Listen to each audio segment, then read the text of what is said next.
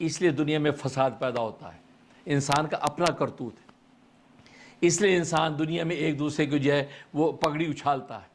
اور آج دنیا کے اندر آپ دیکھیں ملائکہ نے جو بات کہی تھی کہ تجعل فیہا من یفسد فیہا ویسفک الدماء، وہ بظاہر صحیح نظر آتی ہے، فرد فرد کے ساتھ دست و گریبان ہے، جماعت جماعت کے ساتھ لڑ رہی ہے، محلہ محلے کا دشمن ہے، صوبہ صوبے کے خلاف دست و گریبان ہے، ملک ملک کے خلاف کھڑے ہیں، اور پوری دنیا کے اندر فساد، ہر طرف جنگ و جدال کے بادل چھائے ہوئے ہیں۔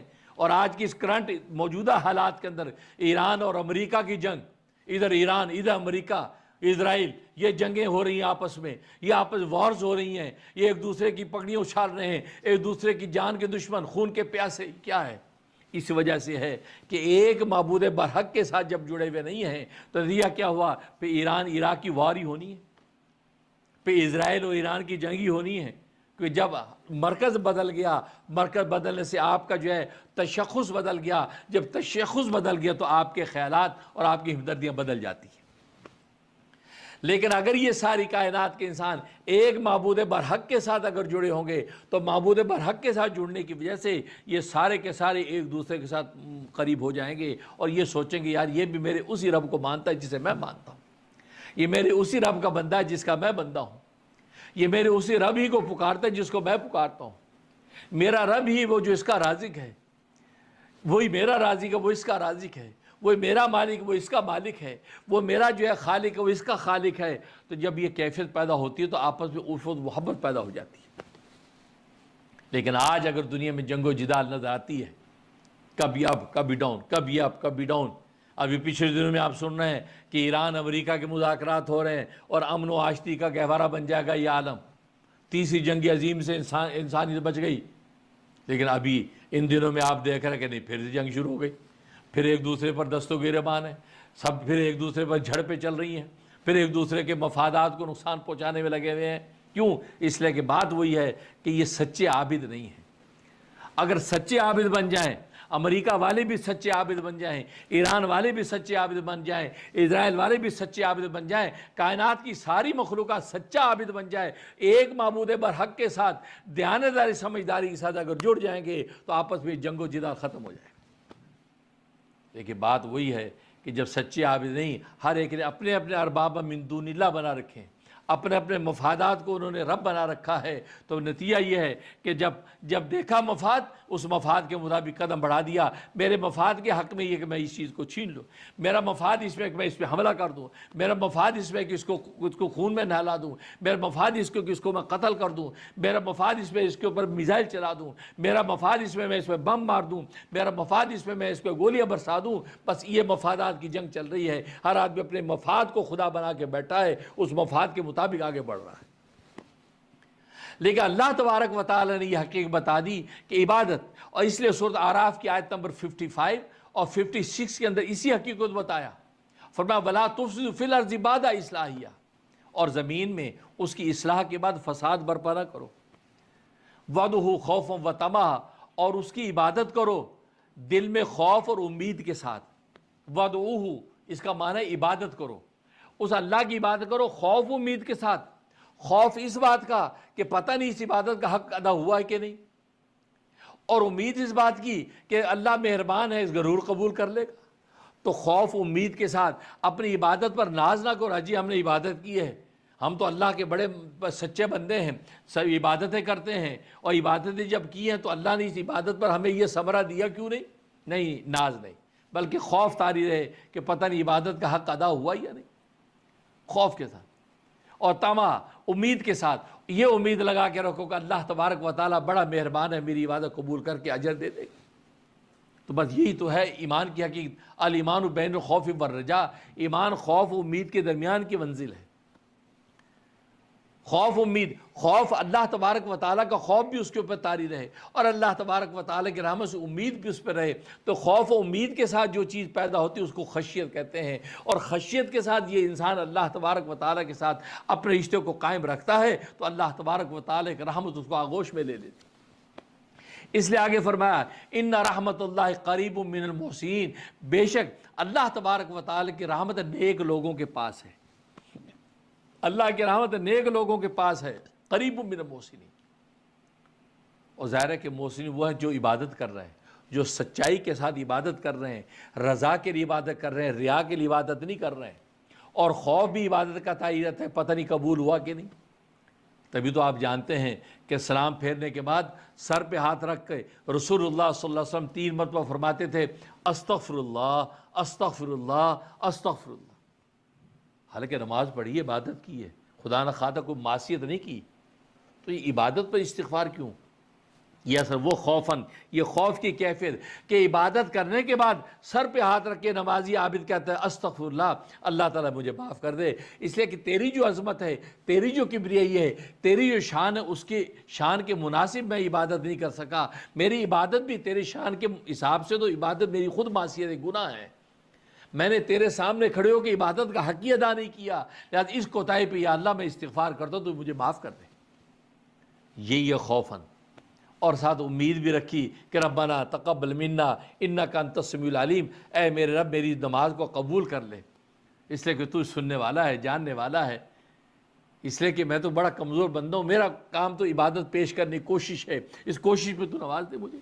امید بھی رکھی، اس لیے فرمایا ان رحمت اللہ قریب من المحسنین۔ لہٰذا دنیا کے اندر اگر امن و آشتی چاہتے ہو تو عبادت میں لگو، عبادت میں لگو۔ دنیا کا کوئی بھی انسان، دنیا کے کوئی بھی ملک، کوئی بھی فرد اور جماعت اگر چاہتے کہ دنیا امن و آشتی ہو تو عبادت میں لگے، عبادت۔ آج امریکہ ایران کی جنگ کی بنیاد کیا ہے؟ عبادت سے سب دور ہیں، عبادت کی حقیقت سے واقف نہیں ہے، عبادت کے راز کا پتہ نہیں ہے کہ ایک معبود کے ساتھ جب مربوط ہو جائیں گے، ہم سب کے سب جب ایک مرکز سے جڑے ہوئے ہیں تو جھگڑا کس بات کا؟ جھگڑا کس بات کا؟ سارے صوبے ایک فیڈرل حکومت کے ساتھ جڑے ہوئے ہیں تو آپس میں جھگڑا کس بات کا؟ بالکل اسی طریقے سے یہ ساری کائنات کے عابدین ایک معبود برحق سے جڑے ہوں گے تو اس پہ جھگڑا کس بات کا ہوگا؟ سب ایک دوسرے کے حقوق کا لحاظ رکھیں گے اور یہ سوچیں گے کہ وہ جو ہمارا مرکزی حقیقی ہے، اگر کل روز قیامت میں اس کے سامنے پیشی ہوئی تو اس نے ہمیں پوچھا کہ تو نے اس کا حق کیوں مارا، تو نے اس کو قتل کیوں کیا، تو نے اس کی حق تلفی کیوں کی، تو اس کا کیا جواب دیں گے؟ لہٰذا وہ دنیا کے اندر عبادت کی حقیقت کو جب سمجھ جاتا ہے تو پھر اپنے ساتھ والے کا حق پورا پورا ادا کرتا ہے، کیونکہ عابد عبادت کرنے والا وہ ایک نظر آنے والی ذات کا جب حق ادا کر رہا ہے، کبھی 5 وقت نمازوں میں کھڑا ہے، جمعوں کے اندر موجود ہے، عید کے اندر موجود ہے، رمضان کے تراویح میں کھڑا نظر آتا ہے، قرآن پڑھتا نظر آتا ہے، روزوں میں بھوکا نظر آتا ہے، زکوٰۃ ادا کرتا نظر آتا ہے، لبیک اللہم لبیک کے نعرے لگاتے ہوئے اللہ کے گھر کی طرف دوڑتا ہے، تو یہ ساری عبادتیں کرتا ہے۔ تو یہ ساری کی ساری جب عبادتیں کرتا ہے تو نتیجہ یہ کہ وہ یہ سوچے گا کہ جس اللہ کو میں پکار رہا ہوں اس اللہ کو کل کو کیا جواب دوں گا اگر میں نے اس بھائی کا حق مارا، اس ملک پر جو حملہ کیا، اس ملک کے اندر خون ریزی کی، یہاں اگر میں نے فساد پھیلایا تو اللہ تبارک و تعالیٰ کے سامنے پیشی ہوگی تو جواب کیا دوں گا؟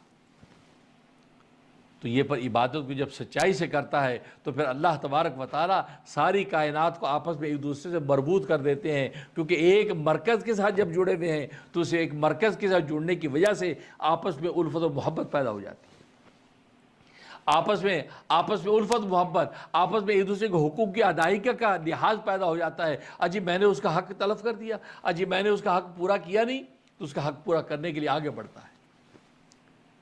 اس لیے اور دنیا کی اس وقت سب سے بڑی ضرورت امن ہے، پیس۔ ہر بندہ کہتا ہے پیس، we need piece, we need پیس، پیس پیس کا نعرہ دنیا کے اندر ہے، لیکن پیس آئے گا کیسے؟ پیس آئے گا اس طرح کہ جب ایک اللہ تبارک و تعالیٰ کے ساتھ مربوط ہوں گے، ایک اللہ تبارک و تعالیٰ کے حکم کو جب سامنے رکھیں گے، بھلے اس مخلوق کا تعلق عالم امر سے ہو، بھلے اس مخلوق کا تعلق عالم خلق سے ہو، کسی بھی عالم کی مخلوق ہوگی اس کا تعلق کیا ہے؟ اس پیس اس وقت آئے گا جب ایک اللہ تبارک و تعالیٰ کے سامنے مربوط ہو کے رہیں گے۔ اگر اس کے سامنے مربوط ہو کے نہیں رہیں گے تو نتیجہ کیا ہوگا؟ تو پھر دنیا کے اندر پیس اور امن آنے کا سوال نہیں ہے، پیس اور امن آنے کا سوال نہیں ہے۔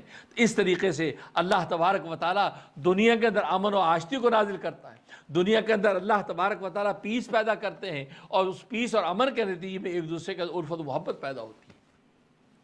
اس لیے فرمایا ان رحمت اللہ قریب من المحسنین کہ اللہ تبارک و تعالیٰ کی رحمت نیک لوگوں کے قریب ہے، اور جب انسان عبادت کرتا ہے، نیک بنتا ہے، تو پھر اللہ تبارک و تعالیٰ آپس میں دلوں کو جوڑ دیتے، مہربان کر دیتے۔ کیونکہ حقوق دو ہی طرح کے ہیں، ایک اللہ کا حق ہے اور دوسرا اللہ کی مخلوق کا حق ہے کہ حقوق اللہ کو بھی وہ آباد کرتا ہے اور حقوق العباد کو بھی یہ ادا کرتا ہے۔ جو حقوق اللہ جو اللہ کے حق ہیں ان کو بھی دیانتداری سے پورا کرتا ہے، اور حقوق العباد جو بندوں کے حق ہے ان کو بھی دیانتداری سے جب پورا کرتا ہے، اب عبادت کا حق ادا ہوا ہے۔ اور دیانتداری سے مطلب یہ ہے کہ خالص اللہ کے رضا کے لیے، ایک سجدہ بھی اگر ہے تو اللہ کے رضا کے لیے، ایک سبحان اللہ کی تسبیح بھی ہے تو اللہ کے رضا کے لیے، اللہ کے رضا کے لیے سب کرتا ہے، وہ دنیا کی ریا کے لیے نہیں کرتا۔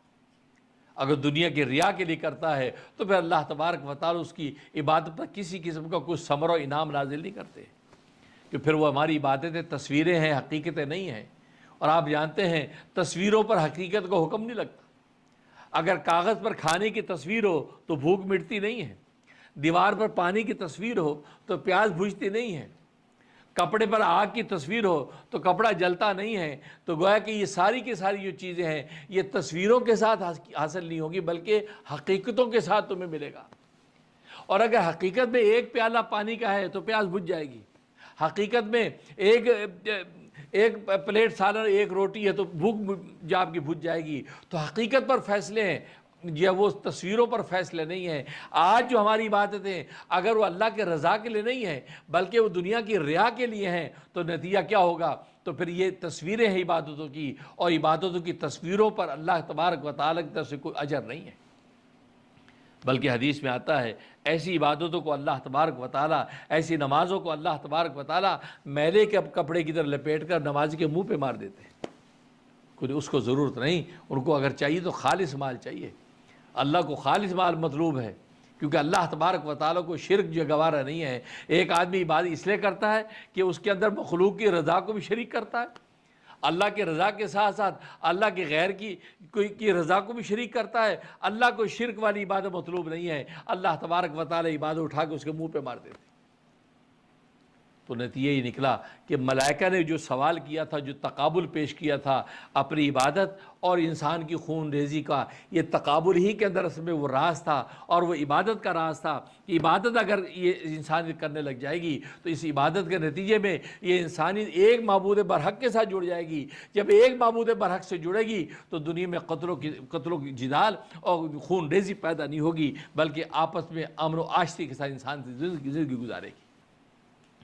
لیکن آج آپ دیکھتے ہیں قدم قدم پر جنگیں ہیں، قدم قدم پر لڑائیاں ہیں، آئے دن جنگ و جدال کے بادل منڈلاتے رہتے ہیں، لیکن ساری جنگیں مفادات کی جنگیں، یہ ظلم مٹانے کی جنگیں نہیں ہیں۔ ایک تو ظلم مٹانے کے لیے آپ آگے بڑھ رہے ہیں، اور ظلم مٹانے کے لڑے تو قاتلوا حتی لا تکون فتنہ، قرآن نے کہا، حدیث میں فرما دیا قاتلوا حتی لا تکون فتنہ، کہ قتال کرو، قتل کرو ان کے ساتھ یہاں تک کہ فتنہ ختم ہو جائے، مطلب ظلم دنیا سے ختم ہو جائے۔ جب تک ظلم دنیا میں ہے تو تمہیں اس سے لڑنے کا حکم ہے۔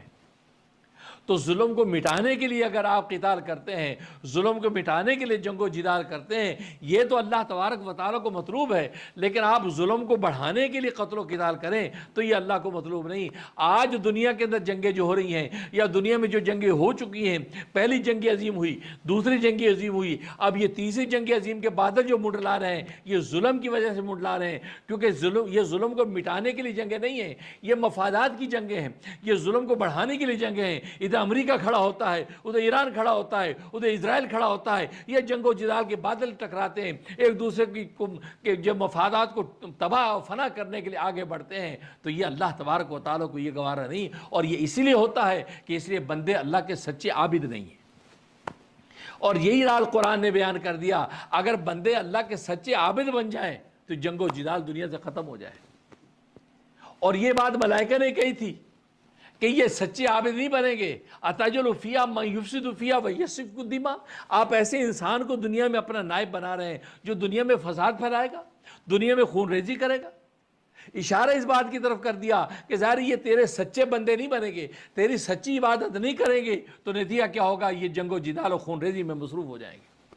اور آج یہ انسان چونکہ اللہ کا سچا بندہ نہیں ہے، سچی عبادت نہیں کرتا، اگر دو وقت کی عبادت بھی ہے تو وہ بھی ریا کی دی ہے، وہ رضا کے لیے نہیں ہے، وہ بھی اللہ کے لیے نہیں، اللہ کے غیر کے لیے آج ہمارے سجدے ہیں، آج ہمارے رکوع ہیں، آج ہمارے روزے ہیں، آج ہماری زکاتیں ہیں، آج ہمارے حج کے نعرے ہیں۔ تو اب موسٹلی صورتحال اللہ ماشاء اللہ یہ ہماری کیا ہے، یہ اللہ کے غیر کے لیے ہے، اللہ کے لیے نہیں ہے۔ جب اللہ کے لیے ہوگا اور ایک اللہ کے ساتھ انسانی جڑی ہوگی، ایک جیسے میں نے کہا اولاد ایک ابا کے سے جڑی ہوتی ہے، آپس میں الفت محبت سے زندگی گزارتی ہے، ایسے یہ انسان ایک ربا کے ساتھ جڑی ہوگی تو آپس میں الفت محبت سے زندگی گزارے گی اور دنیا کے اندر جنگ و جدال اور قتل و غارت گری نہیں ہوگی۔ لیکن چونکہ ہر ایک نے اپنے اپنے معبود بنا رکھے ہیں، ارباب من دون اللہ، اس معبود برحق کو ہٹا کے اپنا اپنے معبود بنا رکھے ہیں۔ امریکہ نے اپنا معبود بنا لیا، اسرائیل نے اپنا معبود بنا لیا، ایران نے اپنا معبود بنا لیا، دنیا نے اپنا معبود بنا لیا، ہر ایک نے اپنے اپنے معبود بنا رکھے ہیں۔ لہذا کیا ہوا، ان معبودان کی اختلاف کی وجہ سے آپس میں اختلاف ہوتا ہے۔ جب آپس کا اختلاف ہوتا ہے تو پھر خون ریزی سامنے آتی ہے۔ لیکن یہ سارے کے سارے ایک معبود برحق کے ساتھ جڑ جائیں، ایک اللہ تبارک و تعالیٰ کے ساتھ جڑ جائیں، ایک اللہ کی رسی کو تھام لیں گے تو پھر کیا ہوگا، وَاعْتَصِمُوا بِحَبْلِ اللَّهِ۔ قرآن نے اس لیے کہا کہ اللہ کی رسی کو تھام لو، سب ایک اللہ کے ساتھ جڑ جاؤ، کیوں ساری کی ساری اللہ کی مخلوق ہے۔ امریکہ کے بسنے والے بھی اللہ کی مخلوق، اسرائیل میں بسنے والے بھی اللہ کے مخلوق، ایران میں بسنے والے بھی اللہ کے مخلوق، پاکستان، انڈیا، بنگلہ دیش میں بسنے والے اللہ کے مخلوق، دنیا کے ہر خطے میں بسنے والے اللہ کے مخلوق ہے۔ یہ سب اللہ کی رسی کو اگر تھام لیں گے تو کیا ہوگا، وَاعْتَصِمُوا بِحَبْلِ اللَّهِ، اللہ کی رسی کو تھام لو، وَلَا تَفَرَّقُوا، اور ظاہر ہے اللہ کی رسی کو جب تھام لو گے تفرقہ ختم ہو جائے گا۔ لیکن اگر تفرقہ ہے تو یہ ہمارے اپنے کرتوت ہے، یہ ہماری اپنی یہ کم ذہنی ہے کہ ہم اس تفرقے اور تشدد میں مبتلا ہیں، کیونکہ ہم نے مفادات کی جنگیں لڑنی ہے۔ ہر ایک اپنے اپنے مفاد کی جنگ لڑتا ہے، جس کو جہاں مفاد نظر آتا ہے وہاں حملہ کر دیتا ہے، جس کو جہاں مفاد نظر آتا ہے وہاں خون ریزی کرتا ہے۔ نہیں، ایک اللہ کے ساتھ، یہی راز اللہ تبارک و تعالیٰ نے بتا دیا، وَعْدُوا خَوْفًا وَطَمَعًا، تم اللہ کی عبادت کرو سچائی کے ساتھ، خوف کے ساتھ، امید کے ساتھ۔ ایک اللہ کی جب عبادت کرو گے تو اللہ تبارک و تعالیٰ تم آپس میں ایک کر دیں گے۔ لیکن آج عبادتوں میں تشدد ہے تو لہٰذا نظریات میں بھی تشدد، جب نظریات میں تشدد ہوتا ہے تو پھر زبان میں بھی تشدد ہوتا تو پھر ایک دوسرے سے اختلافات اور لڑائی سامنے آتی ہے۔ تو حقیقت یہ ہے، اور اس ایک گھر کے اندر ہو یا ایک محلے کے اندر ہو تو ایک معبود کے ساتھ اگر ہم جڑ گئے، مرکز جب ایک ہو جاتا تو سارے کی ساری انسانی ایک ہو جاتی ہے۔ مرکز اگر بدل جاتا تو ظاہر مفاد اور خیالات بدل جاتے ہیں، جس کے نتیجے میں ہر بندہ اپنے مفاد پر جنگ کرتا ہے۔ تو بہرحال ہم دعا کرتے ہیں کہ دنیا کے اندر جو جنگ و جدال کے بادل بار بار منڈلاتے ہیں، ابھی ایران اور امریکہ کی جنگ کے پھر بادل منڈلانے لگے ہیں، ہم دعا گو ہیں کہ اللہ تبارک و تعالیٰ اس عالم کو عالم امن و آشتی بنا دے۔ اور یہ جنگ و جدال کے بادل جو منڈلا رہے ہیں اور تیسری جنگ عظیم کے جو حالات پیدا ہو رہے ہیں، اللہ تبارک و تعالیٰ اس سے انسانیت کو محفوظ رکھے۔ اور اللہ نے یہ عالم تو بنایا اس لیے تھا کہ انسان کا یہ امتحان لینا مقصود تھا کہ انسان اس دنیا کو عالم امن بناتا ہے یا عالم جنگ بناتا ہے۔ اللہ تبارک و تعالیٰ میں توفیق دے ہم اس عالم کو عالم امن بنائیں، عالم جنگ نہ بنائیں اور انسانی حقیقت کی دوڑے۔ اس لیے تو ایک سلوگن بڑا چلتا ہے، love for all hate for none, love for all hate for none, ہر ایک سے محبت کرو اور نفرت کسی سے نہ کرو۔ لیکن میں یہ کہتا ہوں کہ یہ سلوگن جو ہے یہ فطری نہیں ہے، یہ نیچرل نہیں ہے، کیونکہ انسان کی نیچر ہے، بعض سے محبت ہوتی، بعض سے محبت نہیں ہوتی، بعض سے نفرت ہوتی، بعض سے نفرت نہیں ہوتی، انسان کی نیچر کا حصہ ہے۔ اسے صحیح بخاری کی حدیث ہے، الحب فی اللہ والبغض فی اللہ، اللہ کے لیے محبت کرو اور اللہ کے لیے بغض کرو، اللہ کے لیے نفرت کرو۔ اس کا مطلب ہے کہ حدیث بتا رہی ہے کہ بعض سے محبت ہوتی ہے، بعض سے نفرت بھی ہوتی ہے، بس اوقات نفرت بھی کرنی پڑتی ہے۔ لہذا یہ سلوگن بنانا love for all hate for none یہ فطری نہیں ہے۔ لہذا بعض سے نفرت کرنی پڑتی ہے، بعض سے محبت کرنی پڑتی ہے، لیکن وہ محبت و نفرت اللہ کے لیے ہونی چاہیے، ذاتی مفادات کے لیے نہ ہو۔ اس کے کاؤنٹر میں نے ایک سلوگن وضع کیا، میں وہ سلوگن پیش کیا کرتا ہوں، وہ فطری سلوگن ہے، وہ عین فطری اور شرعی اور اخلاقی سلوگن ہے۔ وہ کیا؟ وہ یہ ہے کہ پیس فار آل ٹیرر فار نن، پیس فار آل ٹیرر فار نن، یعنی پیس سب کے لیے، اور ظاہر ہے کہ پیس سبھی کے لیے مطلوب ہے، اپنا ہے، پرایا ہے، غیر ہے، کوئی بھی اپنائیت اپنا ہے، سب کے لیے پیس۔ کسی جگہ بھی اللہ رسول جو ہے وہ عدم پیس کا حکم نہیں دیتے، بلکہ آپ سب کے لیے امن کا پیغام بنے۔ اور ٹیرر فار نان، کسی کے اوپر ٹیرر، دہشت گردی کسی پر کرنے، ٹیررزم کی اجازت آپ کو نہیں ہے. ادنا ایون ایک چلنے والی چونٹی پر بھی ٹیررزم کی آپ کو اجازت نہیں. آپ چونٹی کی چلتی کو مسل دیں، آپ مکوڑے کو پکڑ کے مار دیں، ایک چڑیا بیٹھے اس کو بلا وجہ کھیل تماشے میں شکار کر دیں. ٹیرر فار نن میں نے اس لیے کہ ایک چونٹی پر بھی ٹیرر کی تمہیں اجازت نہیں ہے. لہذا یہ سلوگن فطری سلوگن ہے، عین فطرت کی اظہار ہے، قرآن سنت کے بھی مطابق اور انسانی فطرت کے بھی مطابق ہے کہ پیس فار آل. اور اس لیے اللہ تبارک و تعالیٰ نے اس پورے عالم کو، انسان کو اس لیے بھیجا تاکہ وہ دیکھے کہ اس کو پیس فار آل بناتا ہے یا نہیں بناتا. لیکن اگر انسان اس کو پیس فار آل نہیں بناتا بلکہ اس کو عالم جنگ و جدال بناتا ہے اور لڑائی بڑھائی کا مرکز بناتا ہے تو پھر اللہ تبارک و تعالیٰ کو انسان پسند نہیں ہے. اور ٹیرر فار نن، تو ٹیرر کی اجازت نہیں. آپ کسی بھی قسم کا انسان، اس پہ آپ کو ٹیرر، دہشت گردی کی آپ کو اجازت نہیں ہے.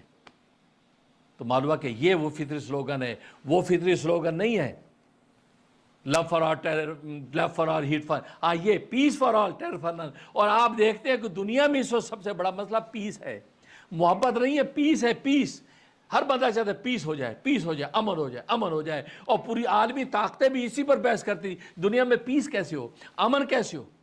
اور چنانچہ پوری انسانیت کو جو امام یعنی ابراہیم خلیل اللہ علیہ السلام جب مکہ کے اندر آیا، دعا کیا کی، انہوں نے سب سے پہلے اللہ سے پیس مانگا. پیس مانگا، وجل حاضر بلد آمینہ، اے اللہ اس مکہ شہر کو امن والا بنا دے، پیس والا بنا دے. مارو پیس وہ فطری تقاضا ہے جو انسان چاہتا ہے. اسے پیس فار آل ٹیرر فار نن، اس لوگوں کو اپنے پلے باندھو اور کسی پر کوئی زیادتی نہ ہو. یہاں پہ رینگنے والی چونٹی پر بھی زیادتی نہ ہو، رینگنے والے مکوڑے پر بھی زیادتی نہ ہو، کھیل تماشے کے لیے کسی جانور پر گولی بھی نہ چلاؤ. یہ جب تمہاری صورتحال پیدا ہو جائے گی تو اللہ تبارک و تعالی دنیا میں پیس و امن کو نازل کر دیں گے. اللہ اکبر. اللہ سے دعا ہے کہ اللہ تبارک و تعالی ہمیں جو اس دنیا کے اندر پیس کا پیغام بننے کی توفیق نصیب فرمائے، جس کا جتنا دائرہ، جتنی استطاعت ہے وہ امن کا پیغام بنے. اور انفرادی سطح پر، اجتماعی سطح پر، محلے کے سطح پر، ملکی اور شہری سطح پر، یہاں تک عالمی سطح پر جن قوتوں، جن سپر پاور طاقتوں کو امریکہ جیسی سپر طاقت اللہ نے بنائی ہے، اس کو پورے عالم کے اندر پیس کا پیغام بننا چاہیے. اللہ اس کو پورے عالم کے لیے پیس کا پیغام بنا دے اور ہر ملک اپنے اپنے مقام پہ اپنے بھی اسلام کا پیس کا مقام بنے. اس لیے پیس کا پیغام بنو گے تو اللہ تبارک و تعالیٰ زمین پر پیس کو اتاریں گے. جب رحمت اترے گی تو انسان عرف و محبت کے ساتھ جنت کے راستے آگے بڑھتی چلی جائے گی. اللہ تبارک و تعالیٰ قبول فرمائے. آمین یا رب العالمین.